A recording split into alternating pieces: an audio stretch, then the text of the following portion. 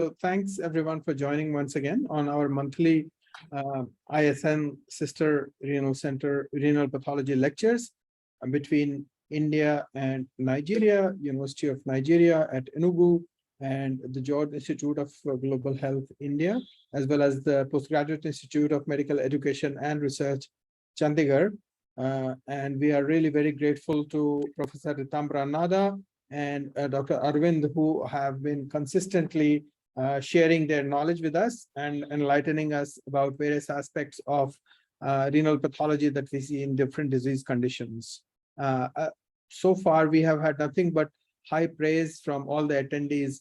And as you all know, that these talks are all recorded and will be available on YouTube within 24 hours after the completion of this lecture. I'm just trying to see if Dr. Ifoma Elasi has joined. If yes, then I will invite her to make some introductory remarks, but I can't see her. I see Dr. Onu Ugochi has joined. So Onu, can you confirm that Professor Ulasi is not on yet?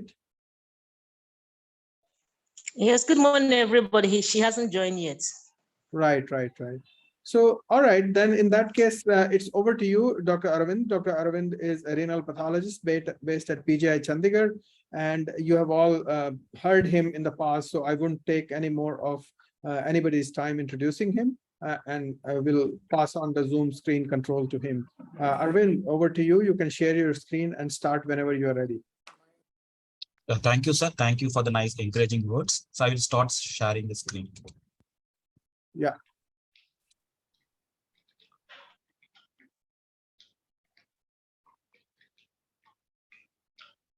We can see your screen, but if you can make it slideshow. Is it fine, sir, now? Yes, looking great. Thanks. Okay.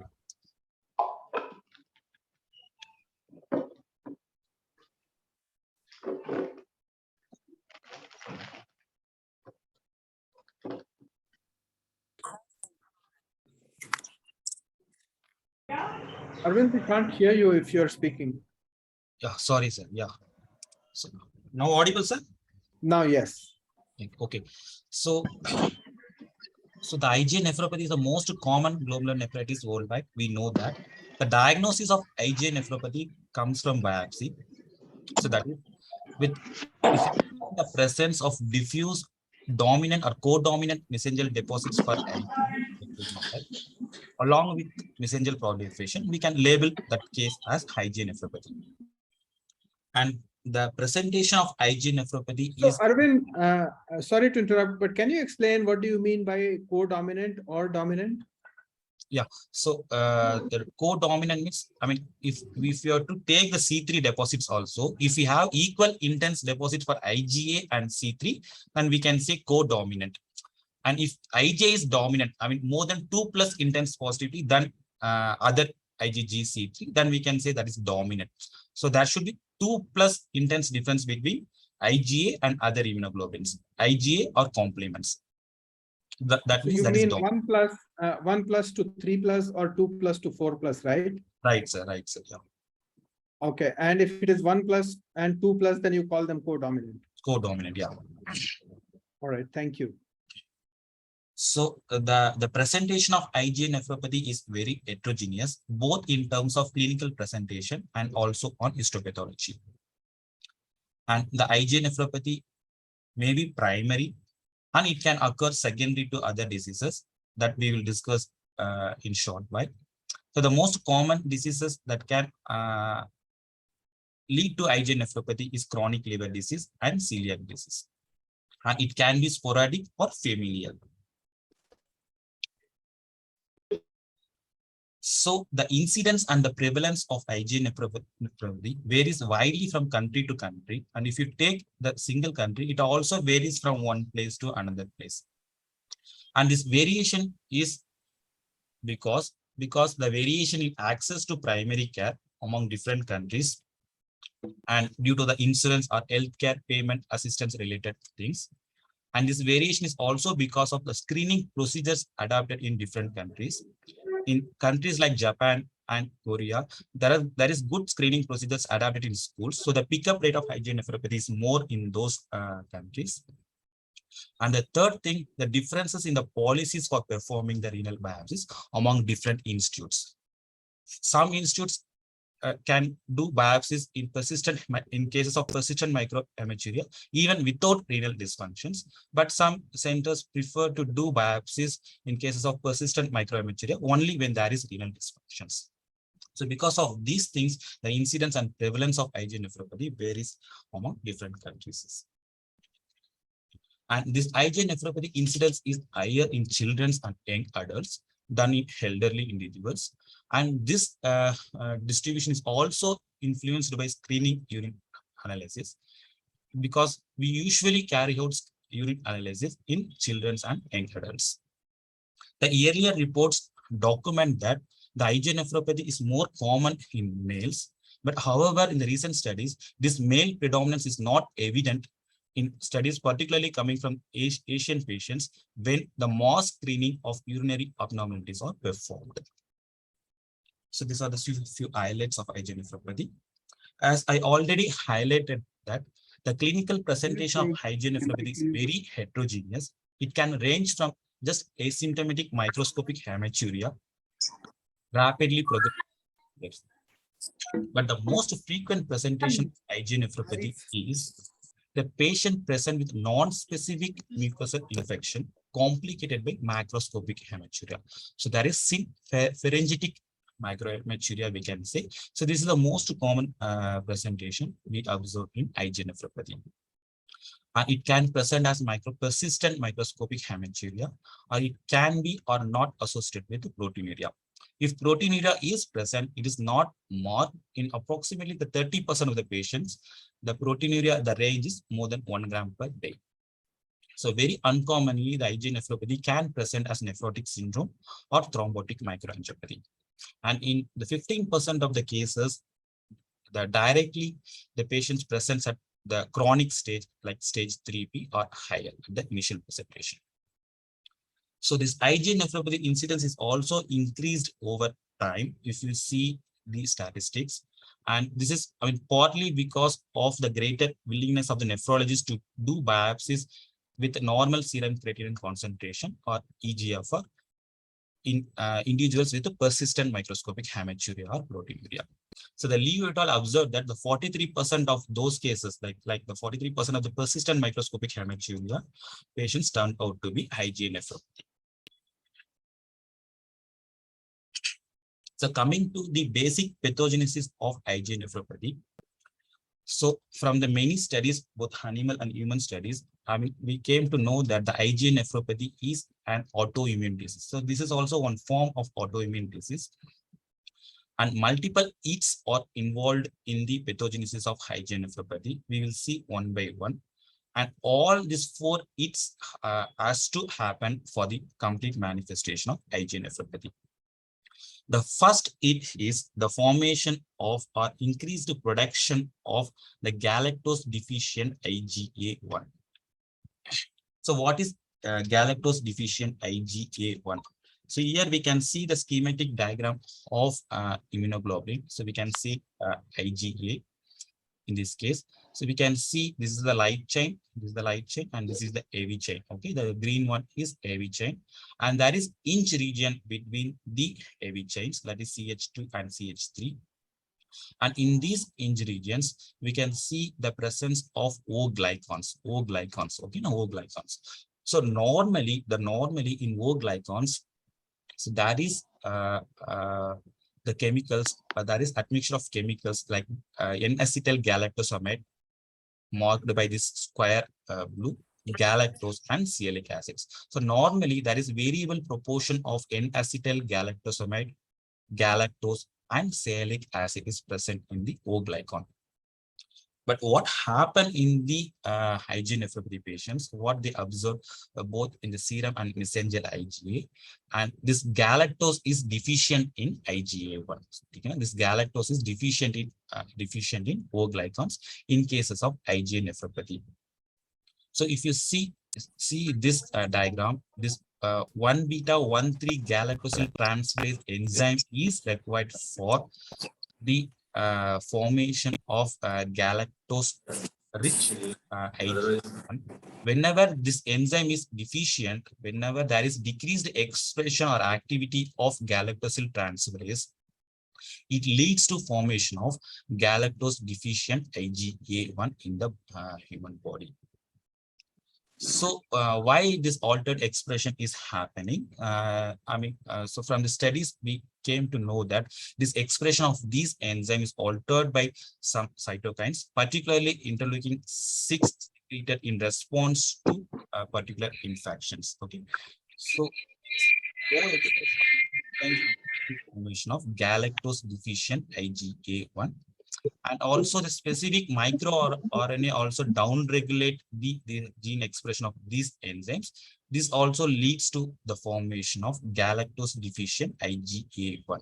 So this formation of galactose deficient IgA1 is the first hit in the pathogenesis of IgA nephropathy. Okay, the second hit, as I told that IgA nephropathy is an autoimmune disease. So our body thinks that there is some foreign things comes into the body. So this IgG or IgA1 autoantibodies recognize this galactose deficient IgA1 in glycan specific manner to form the immune complex. So this formation of immune complex is the second hit. This is the second hit. That is formed in response to the galactose deficient IgA1. And this immune complex is nephritogenic, and the biological activity of these complex are affected by various factors, that is size and composition of the complex.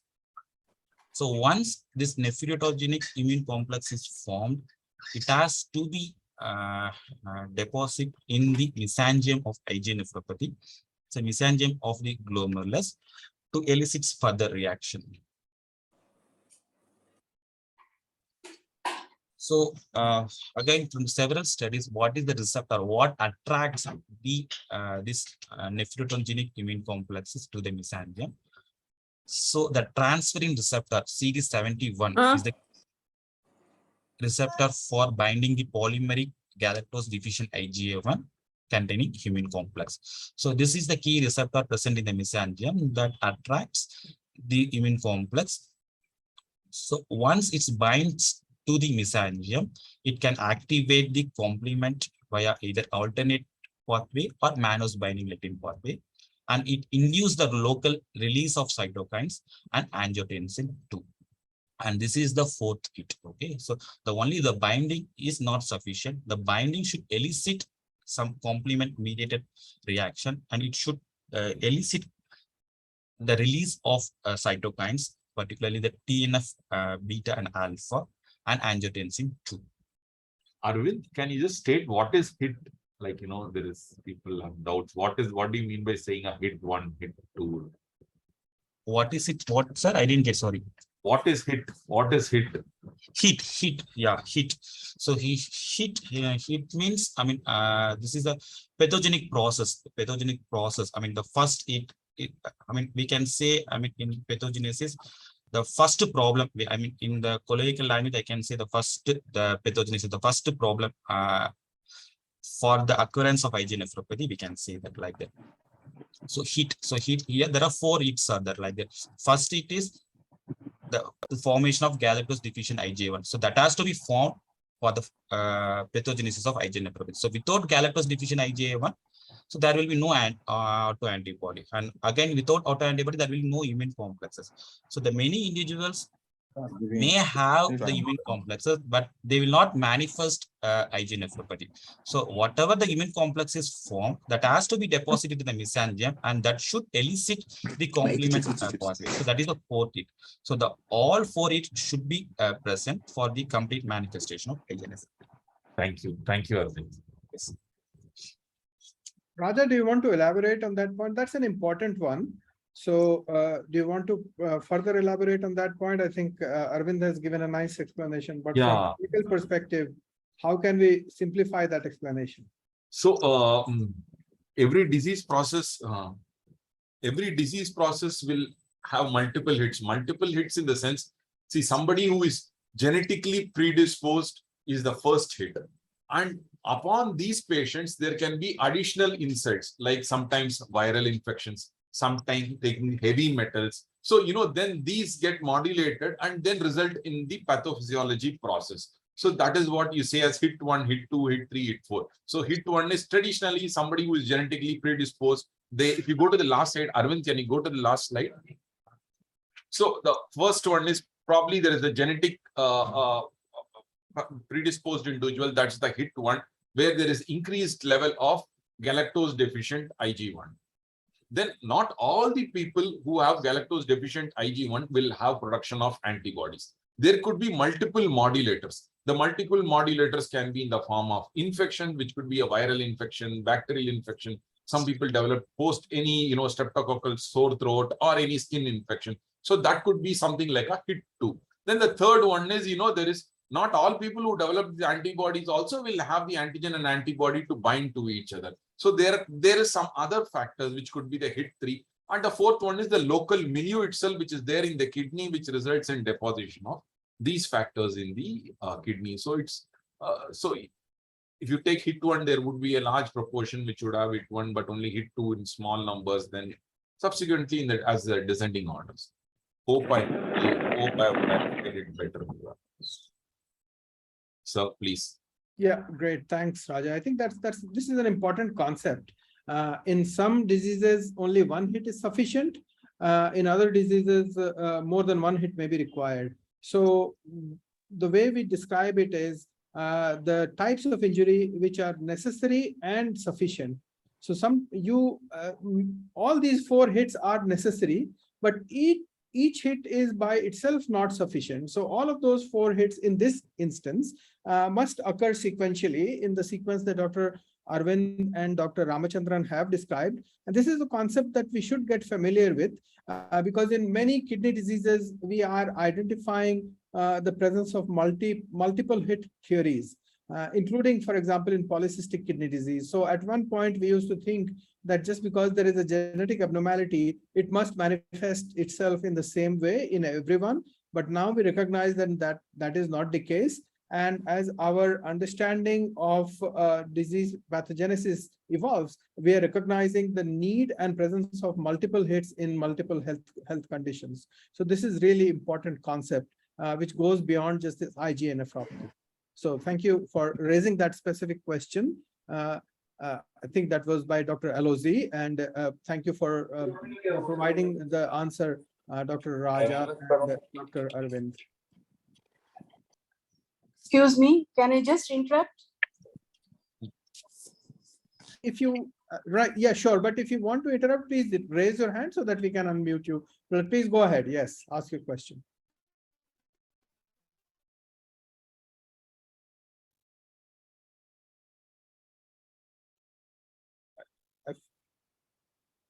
Dr. Nada, please go ahead. Hello. I think Dr. Ritambra has her hand up. So go ahead, Dr. Nada. Yeah, so just to make another point here, since we are talking of pathogenesis, so based on this concept only, now we even have an antibody by the name of KM55, which identifies this galactose deficient IgA, which is kind of useful to differentiate whether we are dealing with the primary IgA or an IgA which is secondary to the diseases Aravind will allude to, like chronic liver diseases and so on. So we have practical utility of knowing this pathogenetic pathway as well, and which can be put into use in certain clinical situations. Great, thank you, Nada. Yeah. Any other questions from anyone before we move on?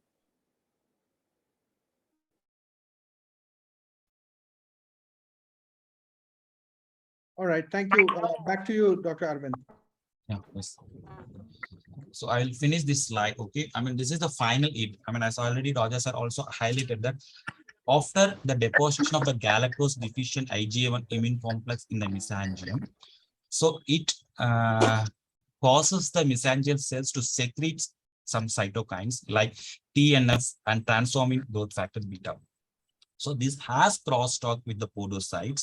So this particularly this tumor necrosis factor it reacts with, or it binds with the tumor necrosis factor receptor 1, and it further induces the secretion of more TNF cytokines, and it induces the pro-inflammatory cellular response, and it also induces the apoptosis. So as a result of podocyte apoptosis and podocytes detachment and loss, it can lead to the proteinuria. And as a result of these cytokines, it can also has crosstalk with the tubular epithelial cells through, again, the TNF, aldosterone, and angiotensin. As a result of these cytokines, it again increase the expression of apoptotic proteins. It leads to apoptosis of tubular epithelial cells.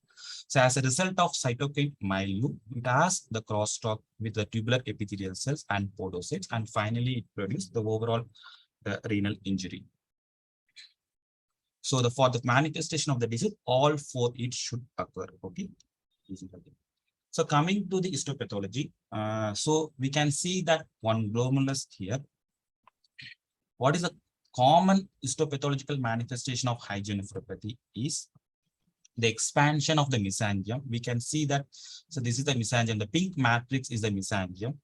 So the mesangial matrix is expanded. So is there any subjective way to say the mesangial matrix is expanded?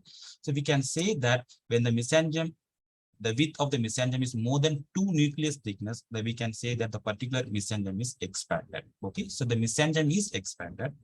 And also in this case, we can see that the number of cells per mesangium is also increased. So up to 3 cells per mesangium is normal. Here we can see that nearly 8 cells per the mesangium. So obviously we can say that.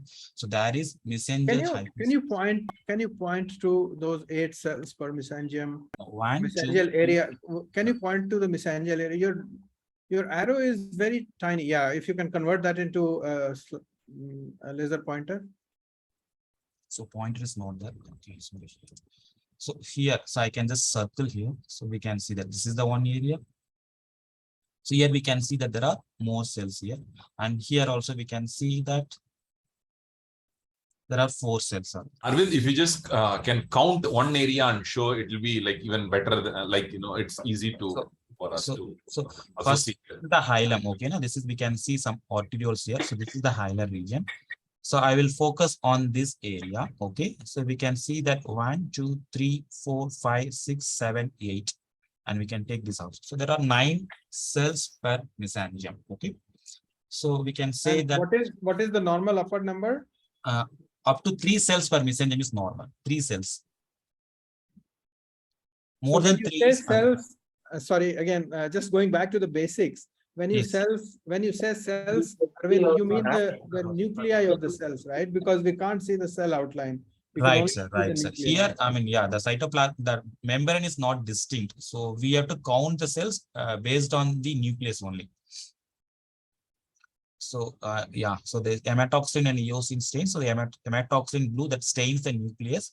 So to count the number of cells, we have to count the nuclei only. We have to count the number of nuclei. So here we can see that there are 8 to 9 nuclei is there per mesangium. So we can say there is mesangial hypercellularity is present.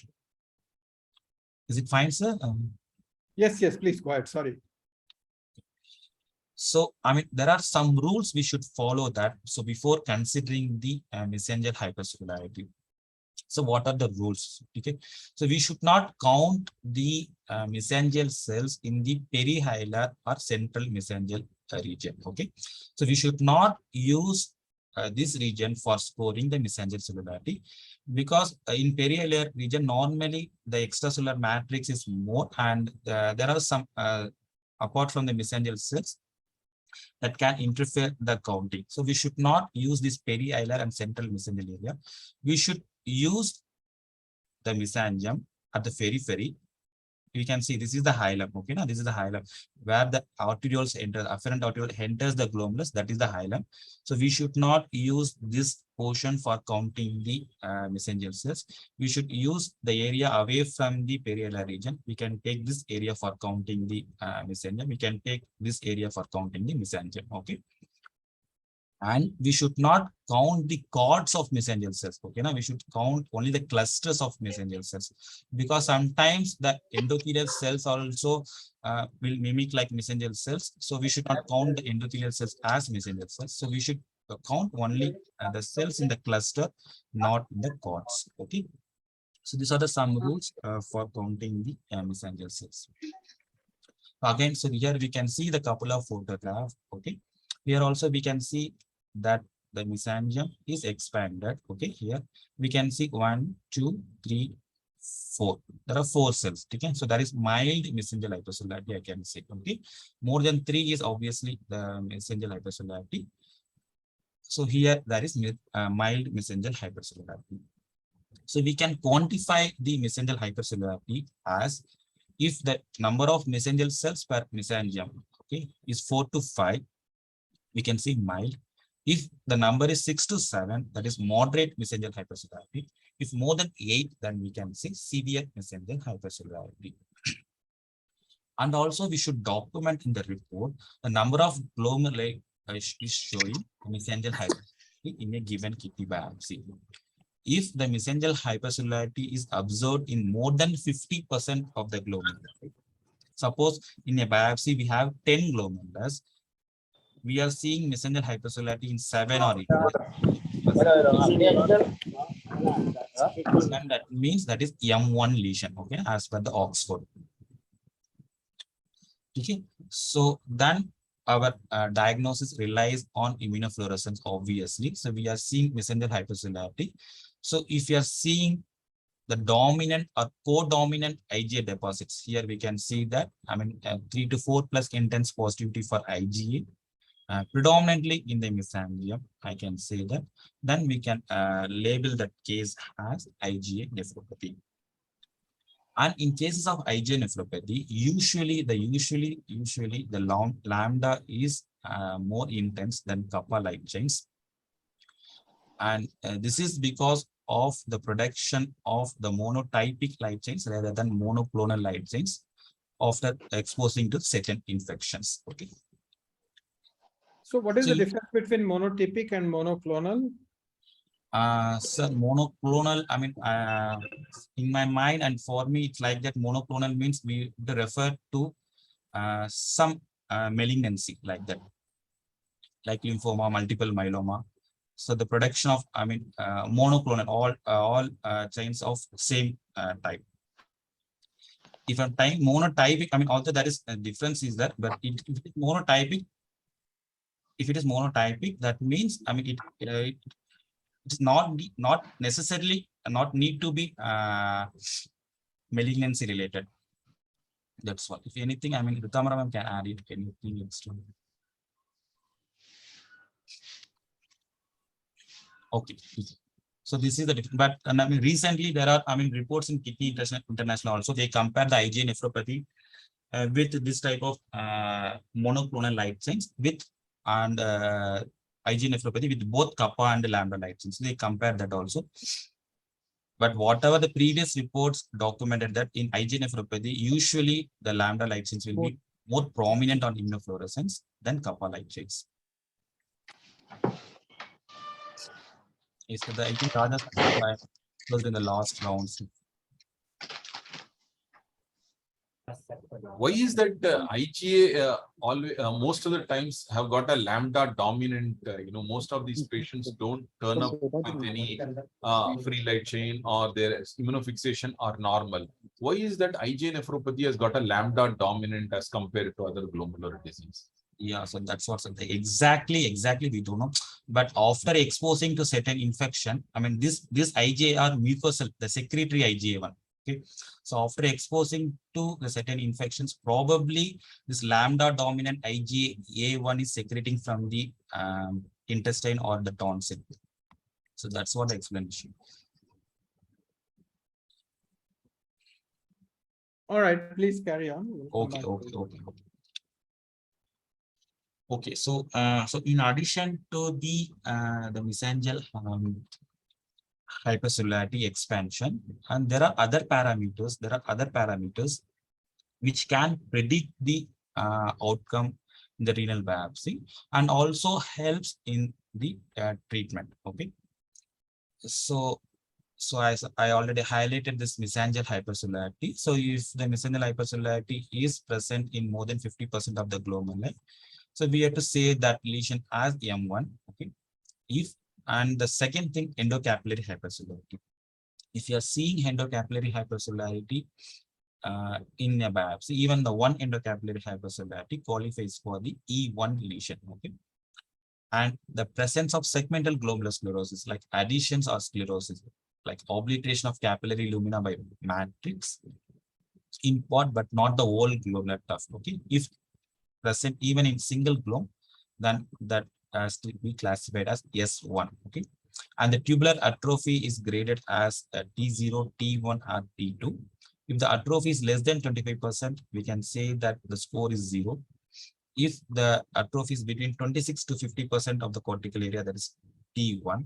If the atrophy is more than 50%, then that can be graded as T2. And the presence of crescents has to be documented. If the crescent is present in less than 25% of the glomeruli, that is C1. If it is present in more than 25% of the glomeruli, that is C2. So these are the variable histological parameters that has to be documented in the report. Okay. So this is as per the updated Oxford classification. So we will see one by one. So we can see that what we can see in this globe.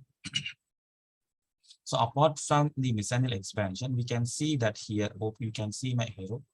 So this is a capillary lumen. Okay, we can see there are neutrophils infiltrating the wall, and we can see the capillary lumen is also occluded by the presence of inflammatory cells. So this we can take it as endocapillary hypercellularity. Endocapillary hypercellularity. Okay. So the presence of this endocapillary hypercellularity has to be documented in the report. So what is the importance? The patients whose biopsy specimens were scored E1 were more likely to receive immunosuppressive therapy, that is corticosteroids, and the patients with this E lesion had an improved outcome if treated with the corticosteroids. So I think the presence of endocapillary hypercellularity necessitates the corticosteroid treatment in particular individuals. And here we can see that the globe, the part of tuft is sclerosed, and we can see the hyalinosis also in the perihilar region. And we can see here that is viable globe. So here the sclerosis is less than 50% of the whole glomerular tuft. So we can say that here there is segmental glomerular sclerosis.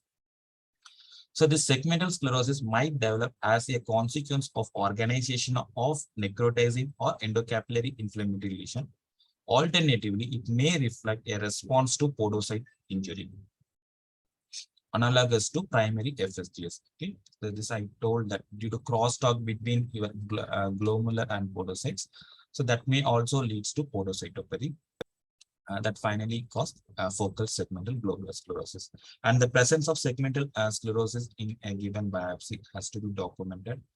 Even if one glomeruli is showing segmental sclerosis, that we have to label as S1. And additional points we have to document in the report is whether the segmental sclerosis involving the tip region, that is tubular pole. Okay, this is the vascular pole and this is the tubular pole. So that has to be documented in the report.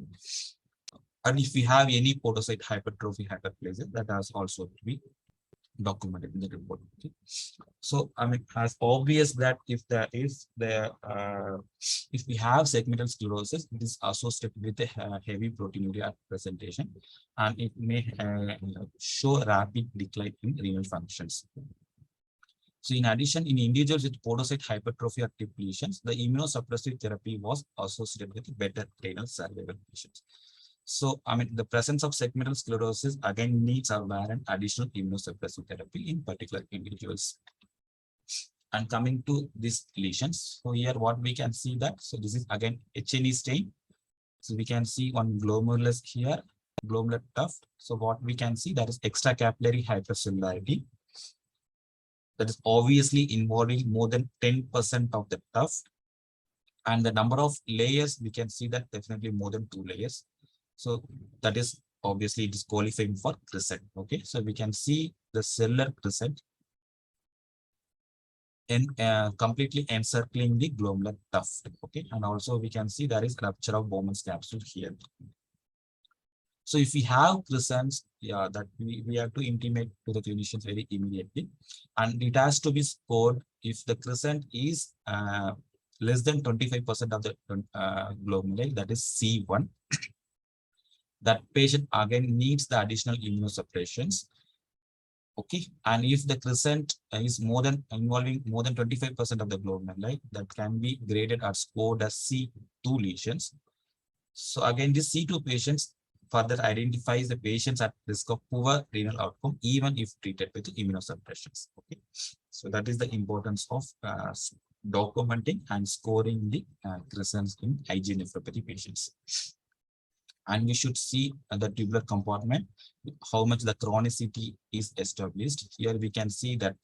So this is the atrophic tubules. Atrophic tubules, we can see that this the basement membrane, it will be thickened. We can see more PS positive compared to the non-atrophic tubules. Okay, and your size of the tubules is also reduced. So here we can say this region, whatever I'm tracing here, those are atrophic tubules. Okay, and this and it is viable tubules. Okay, we should document how much the tubules are atrophic in the cortical region. Okay, we should quantify the atrophic tubules only in the cortical interstitium, not in the medullary interstitium, and that has to be documented. So approximately here in this case, we can see that nearly 30%, 30 to 40% of the cortical interstitium is showing atrophic tubules accompanied by interstitial fibrosis. Okay, and that Arvind, also, how do you distinguish between cortical and medullary interstitium?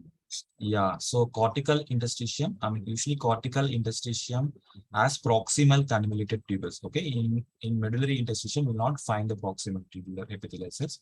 So here we can see, so this are all proximal tubules. Okay, so those proximal tubular epithelial cells will have the brush borders, and the cytoplasm of the proximal tubular epithelial cells will be more voluminous and more eosinophilic.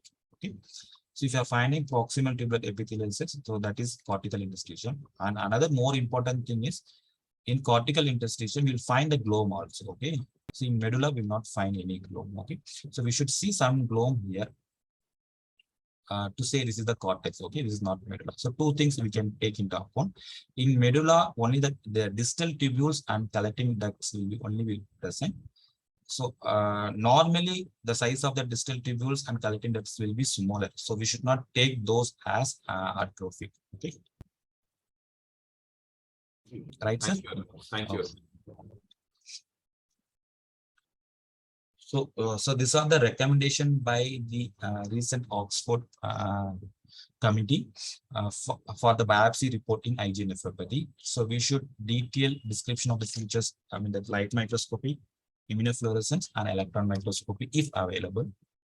And the 5 key parameters has to be noted or documented in the report, starting from mesangial score, whether it is involving more than 50% or less than 50% of the glomeruli, the presence or absence of endocapillary hypercellularity, presence or absence of segmental glomerular sclerosis, if presence of or absence of podocyte hypertrophy or depletions, and the tubular atrophy has less than 25%, 26 to 50, and more than 50%, and the presence of crescents. Okay, and we should also document the quantitative data, the total number of glomeruli seen in the biopsy, and the number of glomeruli showing these lesions. So this is the thing. Okay, so apart from that, so the present, if you are finding the IgG in addition to IgA on the immunofluorescence, that is also to be documented in the report, because the many studies told that the glomerular capillary wall deposits for IgA may carry worse prognosis than mesangial deposits alone. And also, apart from that, in addition to the mesangial IgA deposits, if you are seeing deposits along the capillary wall, that also needs to be documented in the report. So the two things, the presence of IgA and the presence of Ig along the capillary wall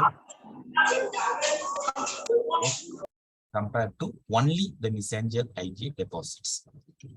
But one should note that these parameters are not add the predictive value to the MEST scores. and also this is not included in the Oxford updates. And coming to the electron microscopy, so we can see that this is the capillary wall, okay, capillary wall, and this is one of the mesangial cells nucleus. What we can see that there is immune complex type of mesangial deposits here in the mesangial and paramesangial region, and also focally along the capillary wall. So that What is the paramesangial area, Aravind? How do you distinguish mesangium and paramesangial? yeah, so the paramesangium, it is just, I mean, where it joins the capillary wall. So that is the paramesangium. So here this is the capillary wall is coming. And here the mesangium. Okay. So where the capillary wall joins the mesangium, that is the paramesangium, that's adjacent to the mesangium. And here this portion is, I mean, very clear-cut mesangial areas. So this is the locations. So just the capillary wall, I mean, adjacent to the mesangium is paramesangium. So this location we can take it as paramesangium. Yeah. So I mean, we can see the immune complex deposits in the subendothelial location also. So this is the, I mean, electron microscopy features of IgA nephropathy. So as I already told that the IgA nephropathy can be primary or it can be secondary. So there are many causes of IgA nephropathy were documented.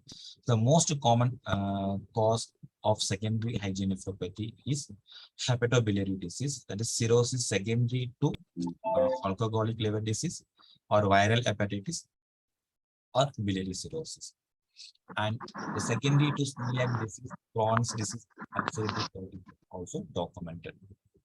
So this is the near complete list of secondary causes of IgA nephropathy. And another important cause one should remember is the dermatitis herpetiformis can also have the secondary IgA nephropathy. So can we differentiate the prime IgA nephropathy from secondary nephropathy based on light microscopy and finding? So the answer is no only. So both the light microscopy and IF findings are very similar to primary IgA nephropathy. Okay, so coming to the another form of IgA nephropathy, I can say the IgA vasculitis and nephritis. IgA vasculitis and nephritis. So the groups, I mean the multiple groups, I can see the Pediatric Rheumatology European Society and EULAR and PRINTO. The set of criteria for IgA vasculitis nephritis, and this criteria has sensitivity of 100% without loss of any specificity, 87%. Okay? So the sensitivity is 100% and specificity is 87%. So this criteria include the presence of purpura or petechiae with the lower limb predominance, that is mandatory, plus at least one of the following, like abdominal pain, histopathological changes of glomerular nephritis with the predominant IgA deposits, arthritis or arthralgia, or the renal involvement as evidenced by hematuria or proteinuria. So this criteria defines the diagnosis of IgA vasculitis nephritis. So there were several histological classification established initially for this IgA vasculitis nephritis, also called HSP nephritis. The most common one followed was the ISKDC histological classification of IgA vasculitis nephritis.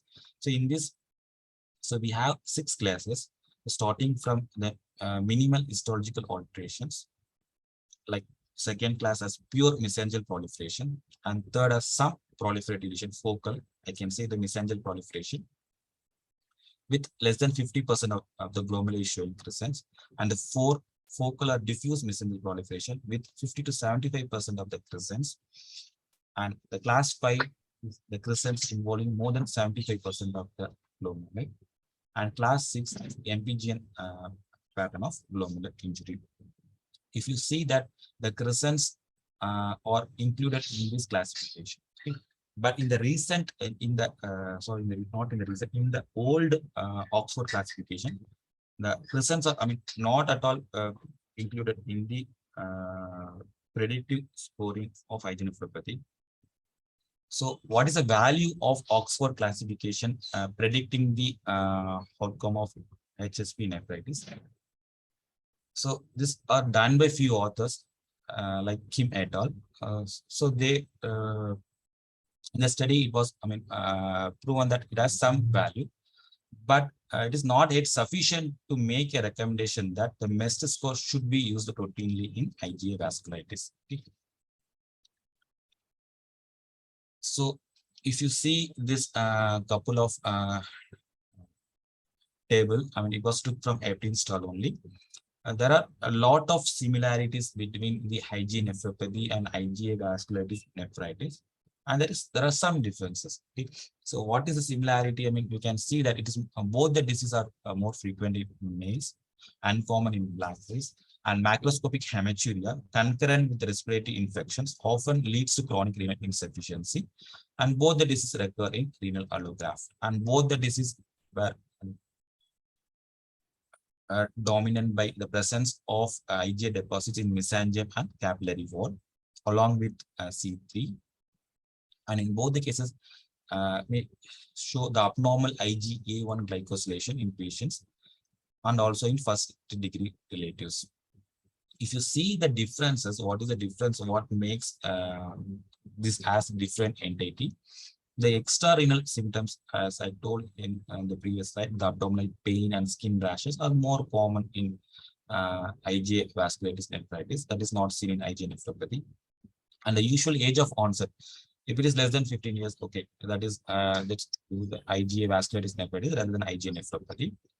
And IgA vasculitis nephritis patients are usually present with the nephritic patient, and the risk of chronic renal failure is more. Okay. And if you see the pathology, the endocapillary proliferation, the crescents are more common in IgA vasculitis nephritis than IgA nephropathy. And the IgA deposits along the capillary wall is more common in IgA vasculitis nephritis. And subendothelial and subepithelial deposits are more common in IgA vasculitis nephritis. So these are some differences between the IgA nephropathy and IgA vasculitis nephritis. So again, only by seeing the light microscopy and immunofluorescence, we can't be 100% confident. We can't distinguish 100%. This is the IgA nephropathy.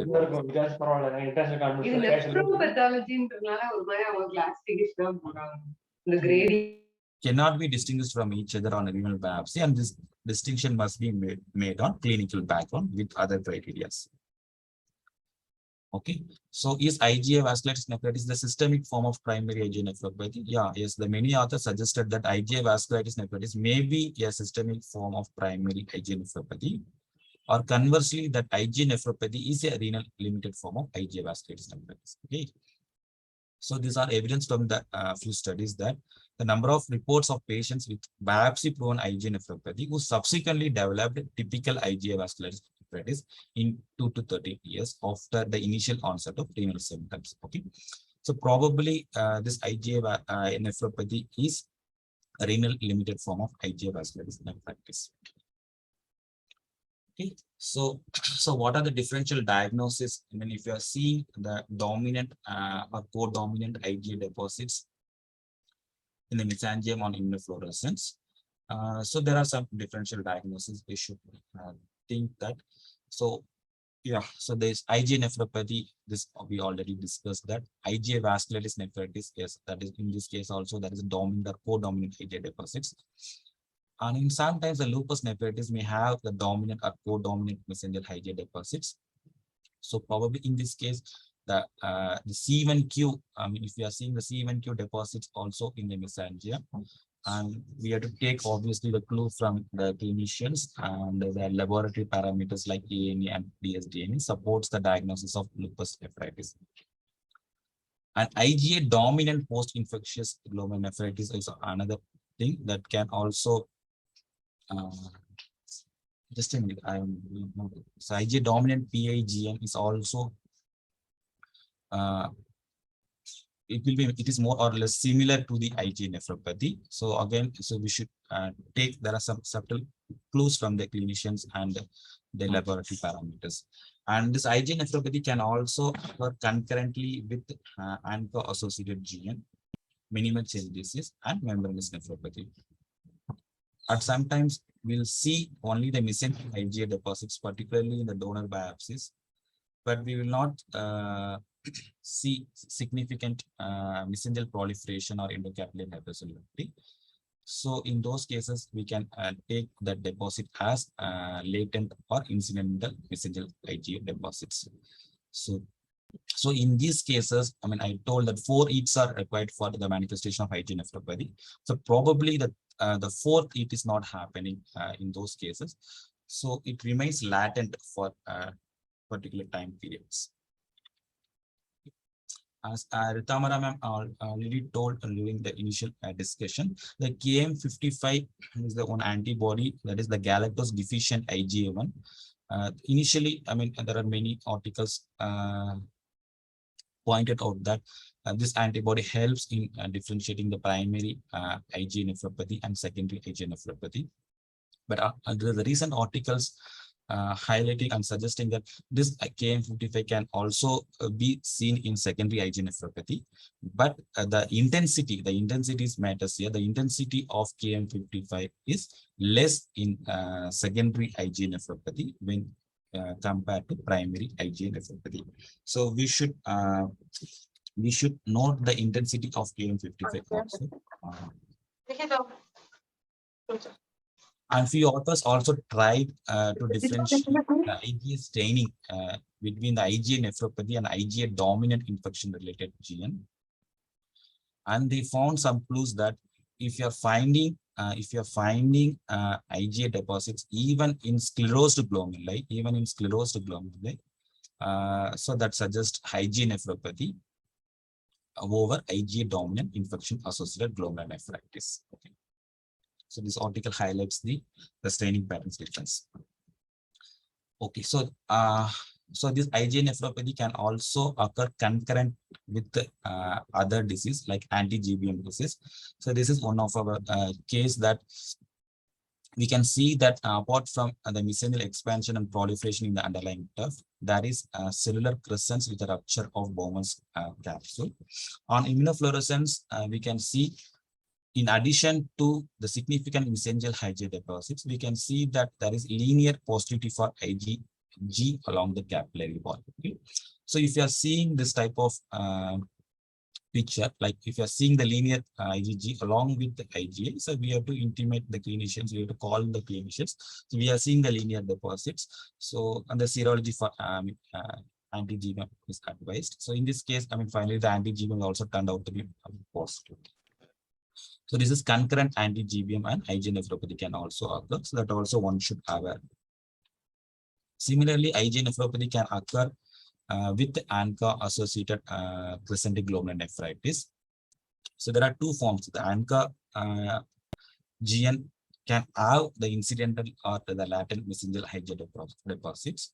Or the crescentic IgA. The crescentic IgA may show also ANCA positivity. So from the studies, it was observed that nearly the 15% of the cases of IgA nephropathy may show ANCA positivity, particularly the cases, IgA nephropathy cases with crescents. Okay, so one has to differentiate between these two things, whether the IgA nephropathy, IgA deposit is very incidental or it is pathogenic, because the higher rate of responsiveness of to immunosuppression therapy is observed in ANCA GN with incidental mesangial IgA when compared to crescentic IgA with ANCA positivity. Okay.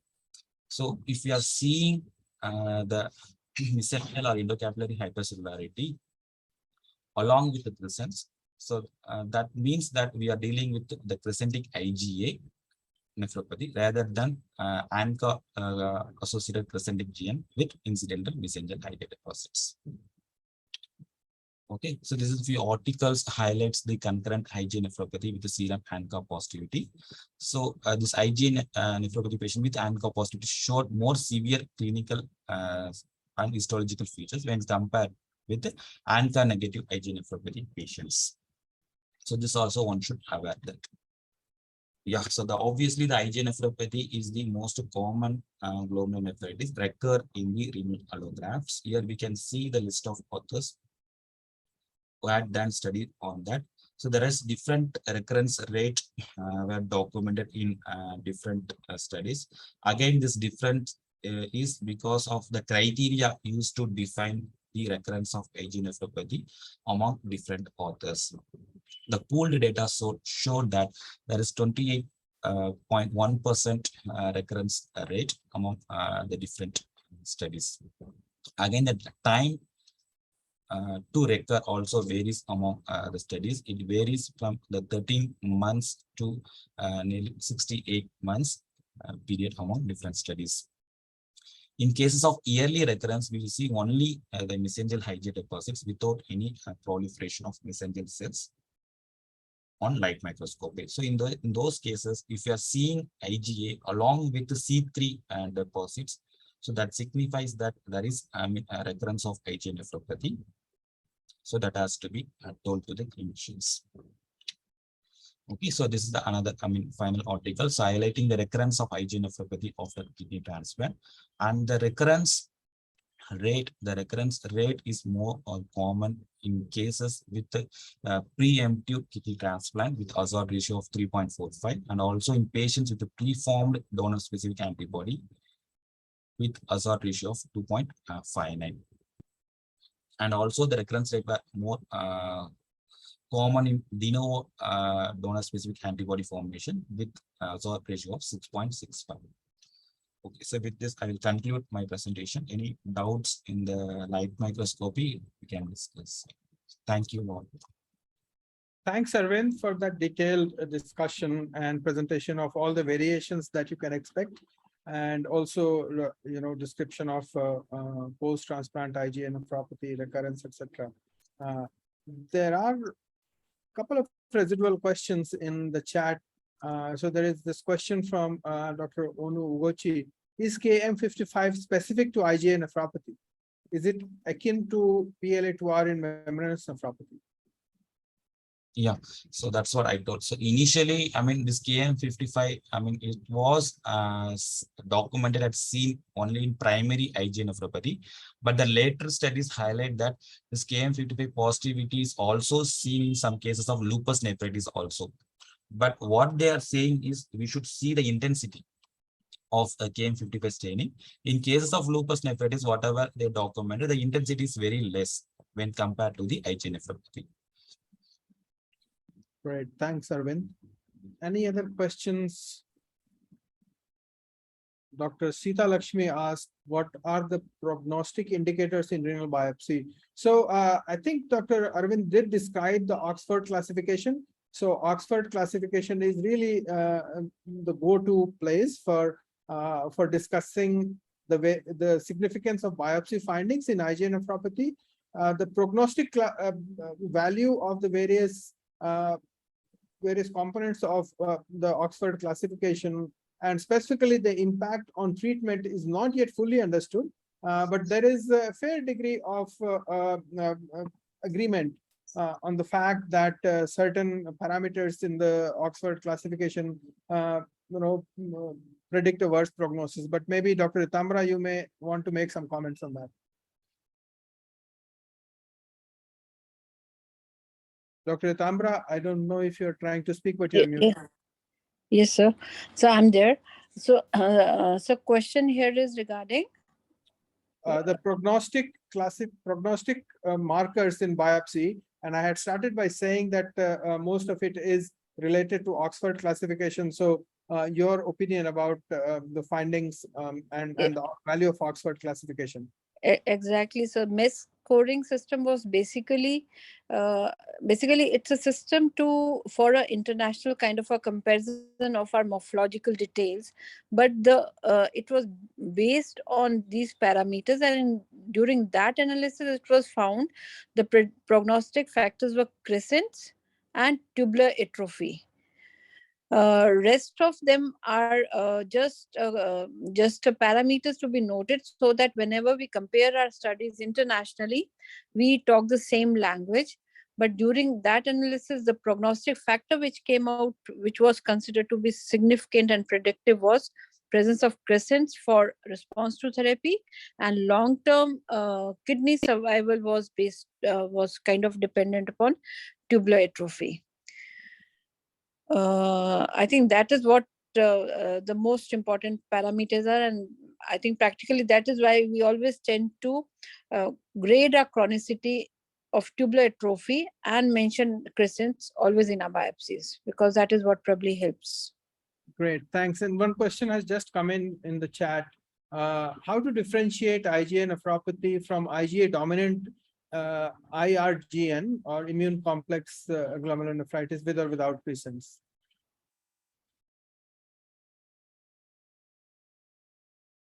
Any comments? Aravind, you want to take up this question? Yes, ma'am. Yes. Yeah. So that is obviously, this is, I mean, very difficult to differentiate. I can say that, I mean, whether it is IgA nephropathy or this IgA dominant IRGN. Okay. So one thing, I mean, we need from the clinical history. Okay. IgA nephropathy usually occurs within 2 to 3 days after the history of infection. But IgA dominant IRGN, it will take 2 to 3 weeks to form the immune complex like that. So that history helps. And one slide I highlighted that the authors tried the immunofluorescence pattern. Okay, if you are seeing IgA deposits even in the sclerosed glomeruli, that means that is IgA nephropathy rather than IgA dominant infection-related glomerulonephritis. So that points probably helps to differentiate IgA nephropathy with the staphylococcus associated IRGN. Ma'am, you can add it if anything. Yeah, I think it's a temporal correlation with the presence of infection that helps us kind of tilt the balance towards it being IRGN. Whereas in IgA nephropathy, generally we are not going to get that kind of a history forthcoming of some recent infection. And since IgA being a pentameric molecule, it tends to get retained in the sclerosed glomeruli, thereby indicating that it's a chronic process. So that is why otherwise we don't give importance to any immunoglobulin seen in a scarred area or a sclerosed glomerulus. But because IgA, it's only the IgA which is considered significantly for this particular reason, that even if present in sclerosed glomerulus, that is taken as an indicator of IgA being present of a longer duration and helps to distinguish it from IRGN or any acute kind of a IgA disease. So what you mean is that a biopsy that otherwise looks like FSGS, but if you see IgA on immunofluorescence, then you can probably make a very well-educated guess that this might have started as an IgA nephropathy and now Sure. to chronicity. And, Yeah. and just going back to the original point of differentiation between infection-related glomerulonephritis, I think as the Professor Nada and Dr. Aravind both have pointed out, you have to go back to the patient. So there is no no way to absolutely confidently distinguish between those two conditions on biopsy only. You have to look at the clinical history and you have to talk to the patient and look at overall clinical picture. Is what both the pathology experts have said. Raja, do you want to add anything? So nothing more. Right. Thanks all. I don't see any other questions and we have already gone over. Yeah, there is one hand up. Dr. Adeyemi, at FAPTA, please go ahead and ask your question.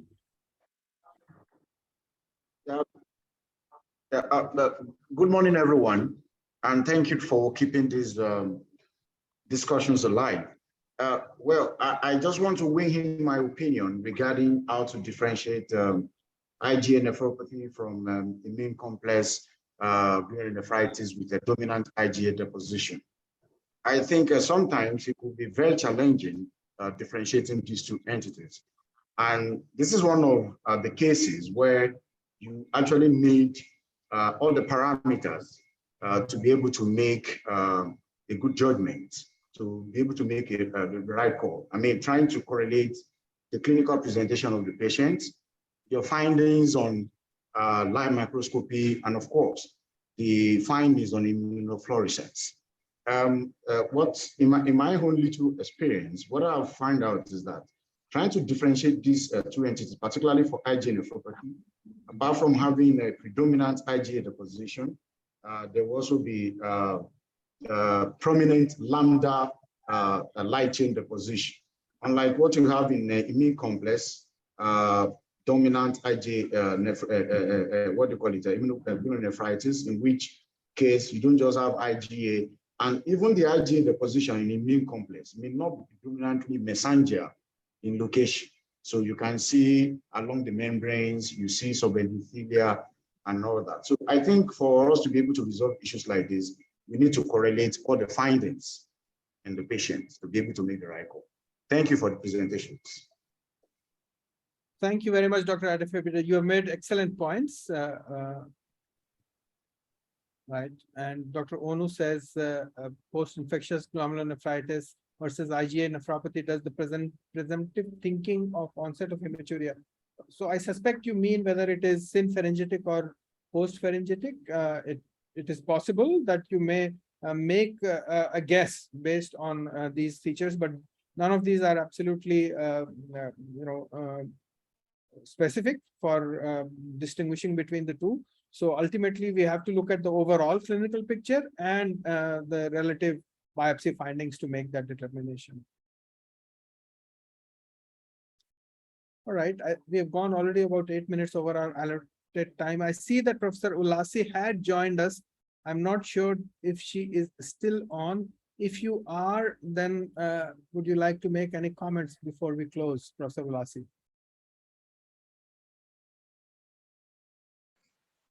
She's not currently online. She has another meeting ongoing. Okay, so she may have dropped off. So yes, any comments from you, Ugochi? You are representing her. Yes, I really want to thank you for keeping on these discussions, and it's really helpful to us.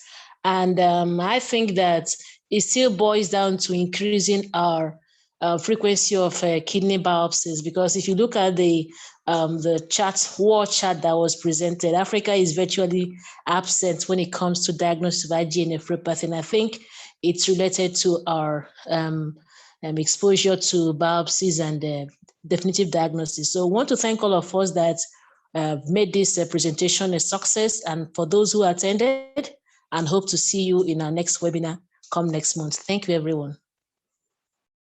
Great. Thank you. Please, can we have recordings? Thank you. All right. Thank you. Thank you. Thank you. All right. Bye-bye.